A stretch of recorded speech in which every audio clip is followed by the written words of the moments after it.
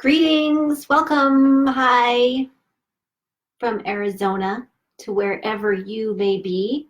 Welcome to the last week of my 30-day Facebook Lives. Thank you for traveling this journey with me. This isn't like the end. I'm not like gonna disappear after this. I'll figure something else out, but for the case of my 30-day Facebook Lives, I think there's 5 days left. So I need to talk about this because on the last day, which would have normally been this Friday, so there's 5 days left. Wow, can't believe it's gone like so fast. But this Friday would be the last one where I was going to announce the winners of a signed copy of my book that will be sent to you. But yeah, so Friday, I'm actually flying to Reno because, as a lot of you know, and I always end my videos with, is that I go around the country with Chris Godinez, who is a therapist and also narcissist expert, like super expert. And anyway, we travel around the country speaking to small groups, and we are going to Reno. We will be there this Saturday, but I'm leaving Friday. So, so I'm trying to figure this out. So because I'm traveling all day Friday, and I thought, okay, so my 30-day, what I think I will do instead is, because I have like a layover and everything. Who knew it was so hard to get from Phoenix to Reno? I would drive, but it's like 13 hours, so I'm not doing that. I wish I could. I love to road trip by myself, but I'm getting off topic. The point being is that Friday was supposed to be the last day. I'm thinking that what I will do is I will instead log on Saturday, since I'm traveling all day Friday, and I will see you all from my hotel room in Reno, at which point, right before I go to my talk to wonderful people, whoever's going to be there. I hope I'll see some of you there in Reno, which I've never been, so that'll be fun. I'm not a gambler because I just like my money, so, but I may be tempted to like play some poker because I'm actually really good at poker. I just have a terrible poker face, which is why I play poker on machines, because they can't see my face. But I won't play it at a table because an animal, a dog, could figure out what my hand is. I have a terrible poker face. That's why I'm also a terrible liar. I'm a terrible liar. Terrible. I start giggling. Anyway, now I'm really off topic. So I was thinking I will go for my 30th day, my last one, on Saturday from Reno, live from Reno, and that's when I will announce the winners of the book and also what's coming up next for me. And you will be as surprised as I will be to figure out what that is, because I don't know what that's going to be. Okay. Welcome back to all of you who have been joining me on this amazing journey. This has really been a life-changing experience for me. I know it may sound silly, I'm just doing like Facebook Live videos, but it was life-changing for me because I moved from, again, on this journey of mine, because we're all on this recovery healing journey. I think it just lasts forever. You just get stronger and better and move on and whatever else. And so this was a big part of it for me, is I moved into a new place for myself, right? I moved from behind my keyboard where I would put out my words and publish them, but I didn't have to, I could just hide over there while they went live, while they were published, to putting my words out there. And I'm going to figure out next, it will be something where I can actually talk to you, right? Like we can look at each other on the screen where I can see like all your faces, and then maybe we can have more of a conversation instead of just me talking. I'll figure it out. I'll figure it out by Saturday, and I'll keep you posted on my Facebook page.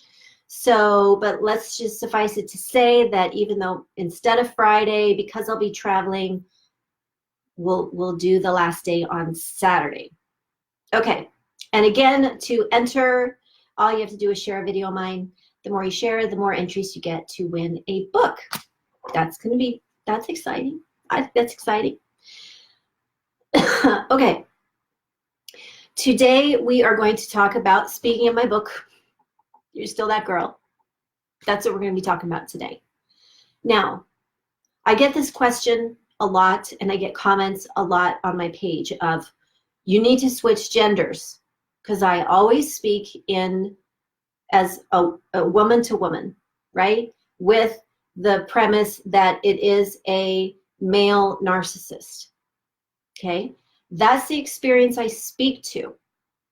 The reason I do that is because that was my experience, right? But that doesn't mean that narcissists come in both men and women, right? All shapes and sizes. And all you need to do on like anything I post or anything I say, just switch pronouns as it suits you. So when I'm speaking about my experience to what it is to be a victim, then a survivor, then a thriver, then an overcomer of narcissistic abuse, change the pronouns so that it fits your experience, because I have never said and will never say that this experience is limited to a woman being a victim and a male being the abuser. Obviously, abusers are both in men and women, but this is the experience I speak to. So I wanted to preface that because I'm talking today of You're Still That Girl, right? Now, I do think this experience is a lot different for a woman. And the reason is because, especially in our culture, men and women, boys and girls are raised differently. We're raised with different expectations, with different hopes, with different dreams, with different standards, definitely different standards, right? And that shapes who we become later on. It is my firm belief that women, and this is in our history, so we still have remnants of our history teaching us that, I mean, it's not as bad as it used to be, right? Like in the 1950s for women today, but there's remnants of it. And the remnants of those things are really important for women to understand and to acknowledge, because there's a certain general theme of how women are raised in our culture, and the expectations and standards that are put on women that are different if we're talking about a man. So hence the reason I'm talking about to women about the girl that they used to be, because society has taught us, well, many things, that our meaning is wrapped up in a man, right? Our meaning is to find a husband. Even, I'm not generalizing, naturally we've gotten a lot better at this shit. Our, parents are getting better every generation, right? Like, we as parents are not teaching our daughters, well, hopefully, I mean, some are still, but we're not teaching our daughters that, hey, your life revolves around you getting a husband and having babies. No, we don't want to do that. We don't want to do that. Let's let her just figure that out on her own when she gets old enough, right? Let's not impose our whatever you want to call that on her. So we're getting a lot better. But I wanted to point this out because it is a fact that our society tells women a very different message than it does to men. Not saying better or worse, whatever. To men, that's a whole other issue, and there's a whole lot of problems there that need to be solved and addressed. But I'm not the person to do that. So I do recommend, if you are a man and have suffered and are a victim of a female narcissist, I do highly recommend Chris Godinez, if you don't already know who she is, because she speaks to that a lot. Okay. Why is it so important to get back in touch with the girl that we used to be? Or do we even remember the girl that we used to be? Some of you may, you know, you can call this your gut intuition, your inner voice, whatever you want to call it. I think of this, I think of her as this girl that I used to be, because when I was younger, at whatever age that was, I was freer, stronger, more self-assured, had a lot more self-esteem and self-worth. And then as I got older, these things were stripped from me. I don't believe that I just did that to myself. I don't believe that, you know, if I had grown up on a deserted island, well, I'd need somebody there probably to keep me company, but, you know, I wouldn't have had these issues with all of that changing. So because the biggest problem of coming out of a narcissistic relationship where, you know, you were a victim to their abuse, and emotional abuse, I've said this many times, I think is the most damaging form of abuse out there, because it literally can change, even ruin the rest of your life, the effects from it. So anyway, so it's important to, hi everybody. Oh, thanks, Hannah. Hi, Italy. Sorry, I get talking and I'm like, even though my eyes are going over there, I can't read and speak. So I have to take a break once in a while and look and make sure. Okay, back to that girl that you used to be. If you have come out of an abusive relationship with a narcissist, I hear this time and time again, and I said this about myself, is that you look in the mirror and you don't recognize the woman who's staring back at you, right? You're like, I remember looking, even the last couple of years of my marriage, I remember looking in the mirror and going, I don't know who she is, but she needs to do something about those awful dark circles under her eyes, because she wasn't sleeping and she was miserable, and she had lost weight. And I just didn't know who she was anymore, because I had lost myself, because that's what narcissists do. And remember, what do I say all the time? We should make a bumper sticker. Narcissists do what they do on purpose. They know what they're doing. They know what they're doing, people. They know what they're doing. A person who just makes mistakes and then corrects that mistake, that's not a narcissist. Narcissists do what they do on purpose, and they know what they're doing. Okay, we got that. Let's put that in a bumper sticker. Okay, just so we're all in agreement. But narcissists try to erase you.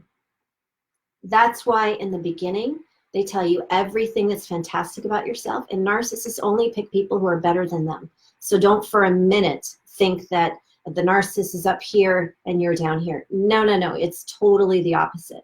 Narcissists go after better people, right? Because they're vampires, right? They want to suck that out of you, because they're not creative, loving, empathic, strong, all those things. So they pick people who are, right? Then they suck it out of you. So they start by building you up. That's how you fall head over heels in love with them, because you're like, I just found the man of my dreams. He's telling me everything I want to hear, right? And then over the course of the relationship, they start to break you down for those exact same things and make you doubt. That's where the gaslighting comes in. Make you doubt everything, even your own sanity. By the end of it, you're questioning, am I crazy? I don't know who I am. I feel like I'm living in a fog, the fog of abuse, right? Of narcissistic abuse. So when you get out of it and you're tender and you're recovering, you know, when you first get out of a narcissistic abusive relationship, it's like you were just in a horrible car wreck, and you need to breathe. You need to just chill for a second and just breathe, right, as you're recovering. So you're super tender. You're really, really tender. And how do you start the process then of healing, of moving forward, when you don't know who you are? You forgot all those great qualities about yourself. You're doubting everything. Your self-esteem is dropped through the floor. You have no self-worth left. You're doubting everything that you ever had faith in. So here's the key. Who do you go to get back to that woman, to figure out who that woman is in the mirror? You have to go back to the girl you used to be, because you're still her. You're still her. At whatever age, everything that I tell you is what I did. And that's how I was successful, is because this is what I did. So go back to whatever age. And a lot of you, again, we have had abusive parents to one degree or another, some to severe degrees, but that girl is still back there somewhere. She's still back there somewhere. And you want to go skip back to those memories. Sometimes this can be really hard because the other memories try to jump in, right? So you go back to thinking of, oh, I remember that time when I was 8 years old and this is when I felt free and great and all of that. And then, the memory will come in of what your father said to you, or what your mother said to you, or whatever else, right? So you got to push those memories out of the way. You got to push that out of the way, because that's not your responsibility. That you don't own that. What other people did to you, even if it was your own parents or whoever it was, caregivers, whatever, you don't own that. That was just what they tried to, pile onto you. And then you end up going through your life and carrying that, right? It's like sticky notes. It's like everybody when you're young comes and puts a sticky note on you. And when it's coming from your own parents, that's really hard not to start believing that it's true, right? So going back to that girl, whatever age, and it may be at different stages of when you were younger. When I look back, in spite of the fact that I had an emotionally abusive narcissist father who was verbally abusive to my mother and cruel many times, and sometimes fun and sometimes smiled, but that was so few and far between that we were all just walking on eggshells all the time. But despite that, despite my fear for him, despite all the shit that I felt, right, toward him, I could still push him out of the way and go back to, that age when, I don't really know exactly, it was probably like 9, 10, 11, when I just felt like, I remember that feeling of I could do anything, right? I could do anything. I felt so free. I would go out into the world and go out. Granted, and I feel lucky, I don't know about a lot of you who are maybe around my age, but I feel so lucky that I grew up back then, because all my memories are outside, right? Because we didn't have internet or anything like that. So I remember feeling just so fantastic that I could just do anything, and my future looked good. Now, sometimes this only lasted for maybe a day, right, before somebody came in, or my father, somebody, to ruin it for me. I remember being, 12, 13-ish, when that was where I had my favorite bedroom. We moved a little bit, and so but this is my favorite bedroom that I had, where when I was in my bedroom with the door closed, right, and I had this mural on my wall of this beautiful meadow and like mountains, kind of like a Alps sort of whatever, and then my bedspread had tulips on it. So I would sit on my tulips and pretend I was sitting on tulips, and I would look at this mural which covered the whole wall. And I was so free, and I was so strong and all of that. I'd get on my horse, my imaginary horse, and I'd go, everything was possible. Everything was possible, and there was nothing bad on me. Then I'd walk out the door, and that's where the labels start, the sticky notes, right? Where it's like you're I would walk out my door holding my big, huge balloon of dreams, and then somebody eventually would pop it. So why is this important to go back? This can sound silly. Why is it important to go back and check in with that girl? Well, if you have been in a relationship with a narcissist, and if you have been in an abusive relationship, what that tells you right there is that you stop listening to that girl. That's when we are in abusive relationships, we have to stop listening to her, because she's on our side. She's got our back. She knows the difference between right and wrong. She knows what we deserve. So we can't listen to her and be in an abusive relationship that's hurting us. We can't, because she would tell us, what the fuck? What do you, dude, no, right? And then we would have to do something about it. We would have to listen to her and say, you know, like when those red flags were coming up, especially right at the beginning, and then over the course of the relationship, that's that girl. If we would have let her talk, if we would have listened to her, she would have been like, okay, that's like the 200th sign that this guy needs to go. So we have to stop listening to her. And that's why we forget who we are, because we've replaced her with the narcissist, who is now telling us who we are, right? And that's not a good version, the one that they tell us who they are. Okay, what happens is so you're in this abusive relationship with a narcissist, which it's important to understand the difference with a narcissist is that they are purposely trying to erase you, trying to make you disappear, and also normalizing all the abuse that they're doing to you. So while they promised you a feast in the beginning, now you're starving for breadcrumbs, and you'll just take breadcrumbs. So they have trained you to have no self-worth, right? And in essence, you become a watered down version of yourself, right? You don't know who you are anymore. You've become watered down. So you get to a point like I did, and like, you know, I hear from women all the time, is one of the common things is that I used to be this woman. I shared this on the day that we talked about how trauma changes us.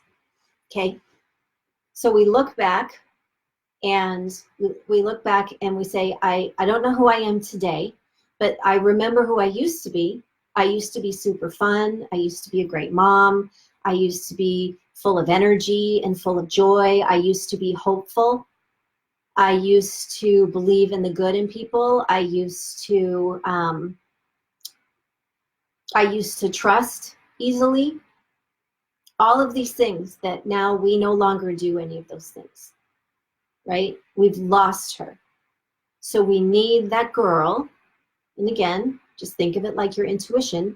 She's the same, you know, she's there because I'm speaking directly to women, because men don't have to worry about things like this. Lucky guys, they don't.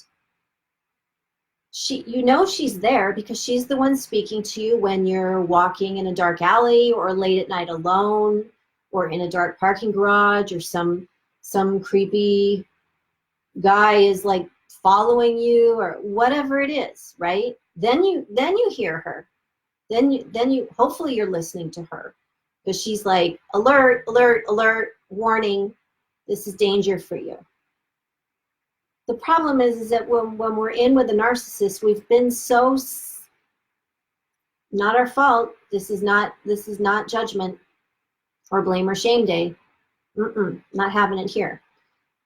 But what we do is we do get suckered in. We're tricked. We're tricked by a narcissist. Why do we get tricked? Because we're empathic and loving and trusting people. We're just good people who think that everybody's good people. And not all people are good people. Most people are good people. Not all people.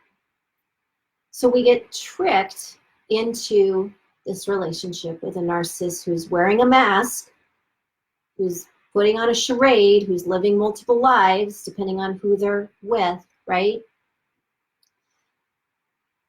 And in order for us to, when the mask starts to fall off, and that girl inside, you know, is like, she wants to talk, she wants to tell you, hey, that, you know, that's a red flag, right? Like, you need to pay attention here. And we don't. We're like, I remember doing that for decades to my girl inside. I'm like, no, be quiet, go sit in the corner. I don't want to hear what you have to say, because I can't, because I'm too busy over here making excuses for this guy who keeps hurting me, right? Again, this is not our fault, because we're just loving beings who, and like I spoke about yesterday, is that, you know, especially if you're in a marriage or you have children with a narcissist, and your soul and spirit and heart deep into a life with them where you've created plans and you've been with them for a long time, and it makes perfect sense that you have to start spinning stories to so you don't have to face the truth. But how many of us, especially, I hear this a lot, and I did the same thing, as always, especially women, you know what I'm talking about. You hear women say, when it comes to cheating, okay? When it comes to cheating, I hear this sentence time and time again, is that, you know, I really did know. I just didn't want to know. Or maybe I wasn't ready to know, right? I had to say this to myself when I looked back, and when I was in it, I was making all the excuses. He would never do that, blah, blah, blah. He would never be that disgusting. I didn't marry a pervert. All those things that I would, you know, all the stories I would spin so I could get up in the morning and make it to the end of the day, right? So we have to do that, to spin those stories just to get through. But then once we get out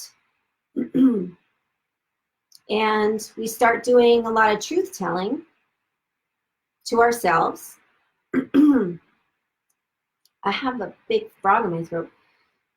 Once we start looking at that honestly and admitting these things to ourselves, that's when, you know, I would look back and say, deep down, I knew. I didn't know the details. I didn't know the who, what, when, why. It didn't really matter, does it? Does it matter? I don't think so. I don't think it matters. But I knew, but I didn't want to know. That explained the reason, for example, that toward the end, I was sharing with many of you, I don't know what day, I keep getting confused on what I'm talking about, or not being able to remember what I talked about yesterday. But I did get to that place. I think that was yesterday. Oh yeah, forgiveness. We talked about forgiveness yesterday, is that I had to forgive myself, because I got to that place where even when it all was like, there were, you know, the universe was throwing cement bricks directly into my face, I still was like, what? No, I don't know. I don't believe it. I don't believe it. It's not, you know, making those excuses. And I had to forgive myself for that, because I felt, I felt a lot of regret over that. So when I'm just reading from my list, because I want to make sure I cover all of this. Again, we have to stop listening to that girl. Let's do this without, don't victim blame yourself over this. I said it yesterday, I'll say it again today, I've said it a lot, is that we do not attract abusers. People, we do not attract abusive people into our lives. That is bullshit, because that is putting the blame on us somehow. If I actually attract, then there must something be inherently wrong with me. And that's not true. The truth is that I had doors open. The reason I had doors open that narcissists could walk in is because I didn't have the self-esteem and the self-worth required and the self-love required to make boundaries for myself. Okay, so when we don't have boundaries for ourselves, then that's an open door for all kinds of crazy to come walking in, right? Flash forward to today, and those doors are barricaded, dead bolted, you know, there's no abuser or narcissist getting in that door. I have to tell you, they don't even try, because narcissists are really good at, you know, sniffing of where the prey is, right? It's like a wolf. Although I don't want to compare a wolf to a narcissist, because wolves are beautiful and good creatures, and narcissists are not. But you get the point. So don't, when you're going back, do not, or just please try not to blame yourself or feel guilt and shame for when you go back to honestly take a look at what happened to you and how you disappeared, right? So once you are starting that journey of healing and recovery, it's crucial to get back in touch with that girl. Crucial. Because she's got all the answers. Nobody else has the answers. I will tell you this right now. Like, you can have the best friends in the world. You can have the best parents in the world. You can be surrounded now by, you know, wonderful and beautiful people. But still, nobody knows the core of you, of who used to be 3, 4, 5 years old, 10, 11, 12 years old, all those experiences you had that led you up to to the woman you are today. She's the only one with those answers, and you need to trust her. This is your intuition I'm talking of. If you think me talking about that girl within is too woo-woo for you, think of it like your intuition or your gut instinct or whatever you want to call it, right? Whatever you want to call it, your goddess, your inner goddess, whatever it is. You need to listen to her, because she's not going to lie to you. She doesn't bullshit you. She tells you the truth, straight, like it is. No wavering. She tells you what you deserve and what you don't deserve, right? And that's why it's so hard to start listening to her, because then you're going to have to, you know, make some choices about certain relationships you have today, even. Okay, this other thing, as far as, again, you don't know who you are when you first start recovering and healing. I will just add a little piece of advice in here. If you are a woman who has just left a narcissist and you are in your recovery and healing journey, I can tell you that another man does not have those answers about who you are. Don't go there. Don't go there. You should be healing, not dating. Don't go looking for it in another man, because he don't have those answers. Nobody has those answers except for that girl.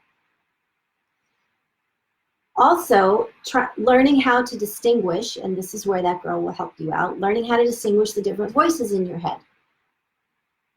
Because, and I was the same when I first got out of it, I thought all these voices in my head were telling me I was never going to find anybody better, that I wasn't worthy, that I should go back, which I did once. Listen to that voice. That I was too sensitive, too emotional, too this, too that. All those things. I thought these voices were mine. Those voices are not mine. These voices, that any negative voices in your head are not yours. Some people will say that, oh, well, my inner critic. We don't have an inner critic. Nobody has an inner critic. We don't. That's somebody else's voice. You got to stop listening to it. Why would you criticize yourself? Why would you do that? You're not going to do that. That's stupid. Like, think of you as a young girl. Why would you do? You're not going to do that. That's somebody else's voice that you picked up along the way. You got to figure out whose voice belongs to whom, you know, so that you can, when those voices come into your head, you can identify them, like I still do today. I don't have as many voices in my head, but they're definitely still there. I don't know. I'm only 51. Are they going to be there till I'm 114 and leave this earth? Maybe. I don't know. I can handle them now because I recognize them and I know who they are. Like when my father shows up in my head and is like, you're mean, when I say something truthful about somebody, or I call somebody out on their bullshit, right?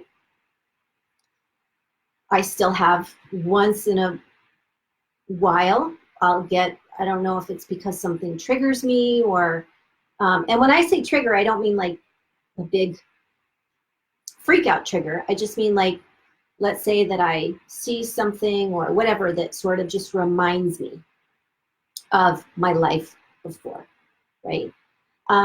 So that voice will pop up and I'm like, oh, hey, yeah, get the fuck out. No, not today, not listening, goodbye. When my dad shows up, hey dad, see ya, bye. No, not listening, because you're wrong.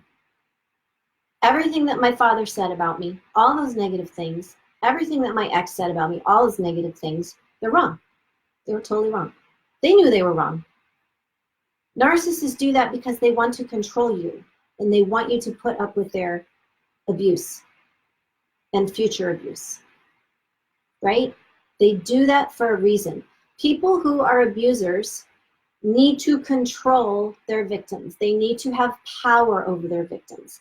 And what better way, especially when it comes to a male abuser and a female victim, and this goes back to, because this is what our culture is also reinforcing. So what better way to get a female to be in submission, right? And to accept the abuse and to be powerless, to give her power to her abuser. What better way is to tell that woman, all these typical things of women that we already hear, right? You're crazy, you're too emotional, you're too sensitive, you're angry. That's my favorite. As soon as a woman speaks her mind, we don't do this to men. We do not do this to men. We don't call men angry. When have you ever heard somebody calling a man angry? Well, they get all angry all the time, but we expect that because they're men and they're allowed to be angry. But when a woman speaks her mind, she's angry. She's angry. As if that's a bad thing.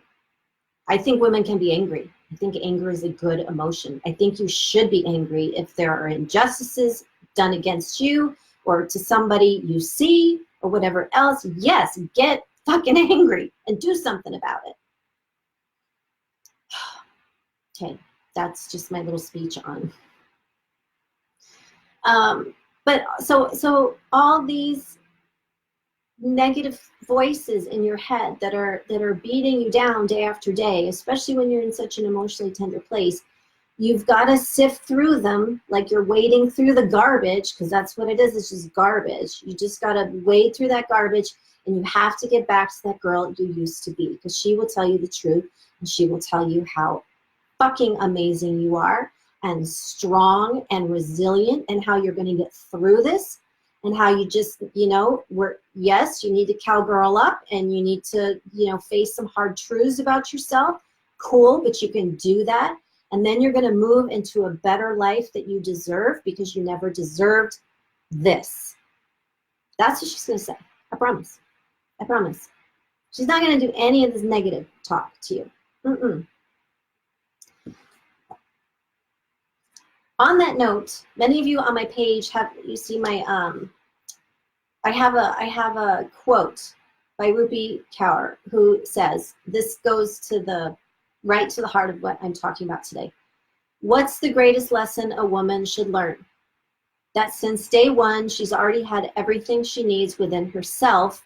It's the world that convinced her she did not. It's the world. Women, listen to me. None of this, you don't, I said this before on another day. You don't need to change to deserve real love, respect, compassion, empathy, all of those good, juicy things in life. You don't need to change. There's nothing wrong with you. There's nothing wrong with you. It's all these voices from your past, and maybe even some from your present, and of course the culture of our present, which reinforces that, you know, women should be and act a certain way. You know, it's girl, you know it's true, like Milli Vanilli sang. Well, they didn't really sing it, but I still love them. So this is what this is why you have to get to the, you have to dig through, right? You just gotta push through and find that voice who is going to, that girl who's going to tell you lovingly all the truth that you need to hear about your beautiful self, right? This is why she has some questions for you. And again, I'm just reading my own words. This is why it's tough to listen to her sometimes, because she has some hard questions for you, right? Now, remember, that girl you used to be, she thinks you're awesome and you deserve all the best in the world. So when you're not in an awesome place and you're not receiving the best in the world, she's got a problem with that. And that's why she wants to know certain things about how you feel in the present, especially if you're at the sort of beginning of the recovery healing process. When I say beginning, you know, I don't just mean the first couple of weeks, I mean 6 months, a year out. That's still the beginning. After you've been with a narcissist, it's a long recovery and healing process. So when you're looking, so this girl, that girl within, she's going to ask you some tough questions about the one that you loved and who hurt you.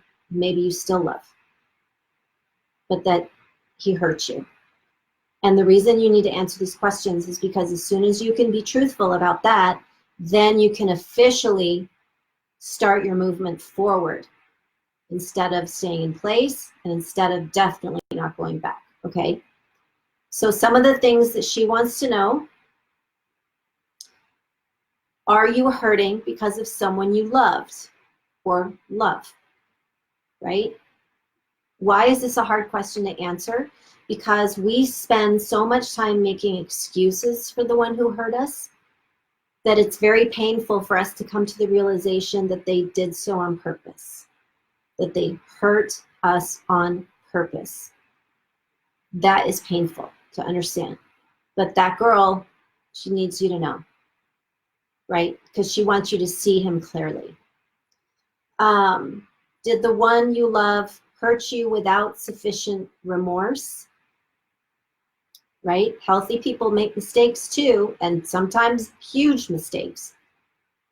But they are remorseful, and they are apologetic, and they offer true apologies, right? They don't repeat that behavior then. Were you treated with respect and compassion at all times by the one that you loved? All times, not some of the time, not 50% of the time, not like in the beginning with, in my case, it was in the beginning, it was like 90% of the time he was awesome, 10% not so awesome. At the end, it switched. 10% of the time he was awesome, 90% not so much. Again, this is painful to come to that truth. Did you feel completely safe with the one you loved? We all know, if you're with a narcissist, we know that answer, right? We know that answer. No. How can you feel safe? Because somebody is creating smear campaigns against you, who is lying to you, who is deceiving you and manipulating you. No, we don't feel safe. We trick ourselves into sometimes thinking that we're safe, but no, deep down, you don't. The last question, are you certain that the one you loved would never hurt you on purpose? On purpose. That's a tough question. That's a tough realization too, right? Because how can we come to terms with the fact that we invested our heart, soul, mind, spirit into somebody, everything we are, we invested into them, and they did not return that, right? They did not return that. And not only did they not return that, but they maliciously tried to cause you harm for their benefit. These are tough questions. These are tough questions to answer. But that's, you know, that girl within, the girl that you used to be, she's just trying to pull you to the truth so that you can get to a place where you can be done. Because you need to get to a place where when it comes to the narcissist that hurts you, you need to get to a place where you're like, even if you don't know exactly what the future looks like, or even the day after tomorrow looks like, you know that you're done with that. You know you're done. I'm done. I'm done. And the only way you can know that you're done is by getting to these hard truths, answering those tough questions, right? Okay. The point here that I'm really trying to get across for women, I'm speaking to women. And again, I do that because there is a cultural difference with how, with the expectations and standards and everything else for women. That combined with the fact that abusers tend to, the majority of abusers, if you're talking about physical abuse, sexual assault, all of that, the majority of abusers are male. The majority of victims are female. That does not mean that there is not abuse in all those categories by females to males. That does not mean it. I'm not discounting it, but I'm talking to the experience of what it is to be a woman today and having to deal with, you know, having to come out of an abusive relationship with a narcissist in particular, and the steps that you need to take. And one of those steps is you have to get in touch with that girl again who you used to be to figure out who you are now, the woman that you're now becoming, because you've been changed by your trauma, by your experience. You've been changed. This can be okay. This can be a good thing. I would not wish the pain that I experienced on anybody.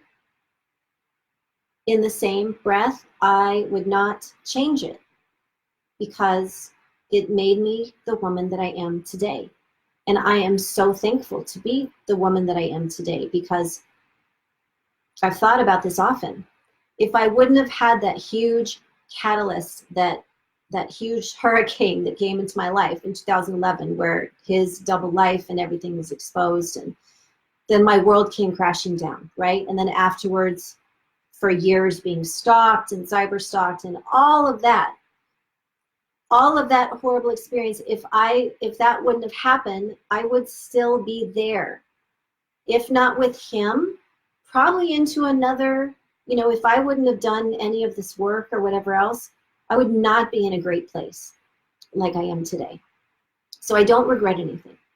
But it is important that you have to, because again, speaking to women, we are taught that we don't have value. We are, it is reinforced in our culture that our self-worth is not as important as a man's. It's just a fact. It's the culture we live in. We can change it. You know, things are changing. Every generation we're changing this. It's okay.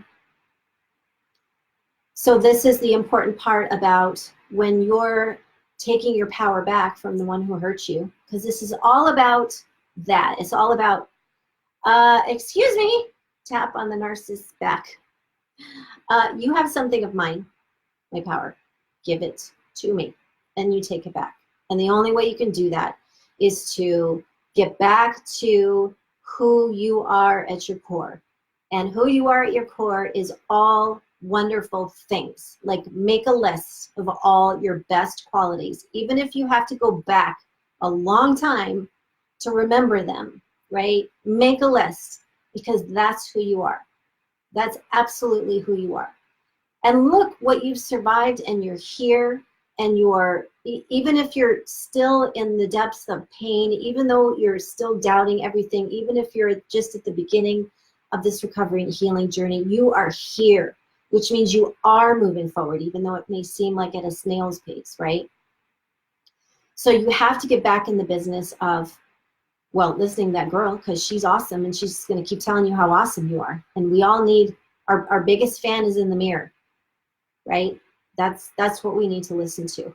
And all those other voices in your head, and you know that they're not yours if they're telling you what's wrong with you. That's all you need to know. So if there's a voice in your head that's like, you shouldn't be doing this, or, oh, you're too sensitive, you need to grow a thicker skin. I can't even tell you how many times I heard that. You need to grow a thicker skin. These are not your voices telling you this. No, we don't talk to ourselves like that. We don't. I promise. They're not your voices. All right. So, again, I just want to, for those of you who didn't catch the very beginning, just a reminder that Friday was supposed to be my 30th day doing my Facebook Lives, but I'll be traveling all day. And so I will do it the 30th on Saturday from my hotel room in Reno, where I'll be for our event Saturday afternoon. Oh, speaking of which, let me put the event schedule for all of you to see. If you're not making it to Reno, then come to another event. I don't even know where we're going next. I guess I'm going to find that out right now. I think we're going to Texas. Anyway, I'd love to see you, meet you in person. Also, if you would like, I'm going to put my website. If you would have not gotten one of my my book is on ebook right now on Kindle. I cannot talk when I'm typing. Oh my God, just like not good at this. You can get a free copy. That was really hard to say for some reason. My book will not be in bookstores until next year. That's why I'm offering 10. I'll probably give away more than 10, but right now I'm just saying 10 copies too. I'll do that on Saturday, and at which time I'll also figure out what I'm doing after this. I don't know, but it'll be fun. It'll be cool. I'll take it to some next level. All right, for all of you out there, all of you women out there who are at the beginning of this recovery and healing journey, I know the darkness that you're still in. I know what it's like. I know how hopeless it can seem. And when I say beginning, that could, not just talking about the first couple of weeks by any means. I know how hopeless it can seem, or just the fact that you're still in a fog, right? And you can't see 2 steps in front of you. But you are moving in that direction, and you are stronger than you think, okay? I said this the other day because I think it's a perfect example, is that, the dandelion, the flower pushing up through the concrete, that's how strong you are. Because I'm always amazed, like when I'm walking on a sidewalk and there's just this random beautiful flower sticking out. That's how strong you are. Don't forget it. And don't forget that you are perfect and whole just as you are today. So any voice in your head that's telling you different, kick them out. Kick them out. Figure out who they are and kick them out. They don't deserve to be there. All right. Okay. Love to all of you. I'll see you tomorrow. Tomorrow I want to talk about, when we are healing, some great things great tactics to use to further your healing, methods, things to, just the healing process itself, but how to, I'm so tongue-tied right now. I don't even know, because all the words are in here. See, if I was writing them, because I'm a writer, I do this much better than I do speaking. Anyway, we're going to talk about the healing process tomorrow and how to things you can do to help your healing process go faster, methods, help that you can find that's individualized for you, that works for you. I'm going to talk all about that tomorrow. Okay. Adios to all of you, and I hope to see you tomorrow. And carry on, keep going, even if it is, even if you are going as slow as a snail. Hey, you're still moving forward. Even if you don't know what direction you're going in, you're still going in the direction of forward. That's all that counts. Okay. Ciao for now.